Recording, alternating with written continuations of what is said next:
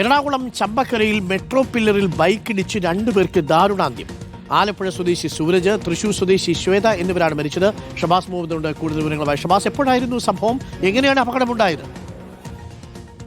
അരുൺകുമാർ, ഇന്ന് പുലർച്ചെ 1 മണിയോടെയായിരുന്നു ഈ ദാരുണമായ അപകടമുണ്ടായത്. ചമ്പക്കരയിലെ മെട്രോ പില്ലറിൽ ബൈക്ക് ഇടിച്ചാണ് രണ്ടുപേർക്ക് ദാരുണാന്ത്യം സംഭവിച്ചത്. ആലപ്പുഴ സ്വദേശി സൂരജ്, തൃശൂർ സ്വദേശി ശ്വേത എന്നിവരാണ് മരിച്ചത്. ഇവർ രാത്രിയോടെ ഫോറം മാളിൽ പോയി തിരിച്ചു വരികയായിരുന്നു. കാക്കനാടുള്ള ശ്വേതയുടെ താമസ സ്ഥലത്തേക്ക് തിരിച്ചു കൊണ്ടാക്കാനായി വരികയായിരുന്നു. അതിനിടയിലാണ് ഈ ബൈക്ക് നിയന്ത്രണം വിട്ട് ഈ മെട്രോ പില്ലറിലേക്ക് പാഞ്ഞു കയറിയത്. മറ്റു വാഹനങ്ങളൊന്നും ആ സമയത്ത് അവിടെ ഉണ്ടായിരുന്നില്ല. വാഹനങ്ങളൊന്നും ഇടിച്ചിട്ടില്ല എന്നാണ് ലഭിക്കുന്ന വിവരം. അങ്ങനെ നിയന്ത്രണം വിട്ട ബൈക്ക് മെട്രോ പില്ലറിലേക്ക് പാഞ്ഞു കയറിക്കൊണ്ട് അവർക്ക് തൽക്ഷണം മരണം സംഭവിക്കുകയായിരുന്നു. തൊട്ടടുത്തുണ്ടായിരുന്ന ഓടിക്കൂടിയ ആളുകൾ അവരെ തൊട്ടടുത്തുള്ള ആശുപത്രിയിലേക്ക് എത്തിച്ചെങ്കിലും രക്ഷിക്കാനായില്ല.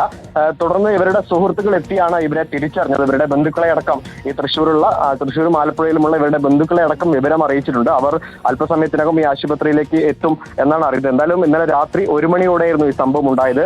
ഈ രാത്രി ഫോറം മാളിൽ നിന്ന് തിരിച്ചു വരികയായിരുന്ന ഈ യുവാക്കളാണ് ഈ ബൈക്ക് നിയന്ത്രണം വിട്ട് മെട്രോ പില്ലറിലേക്ക് ഇടിച്ചു കയറി മരിച്ചത്. Arunkumar, thank you.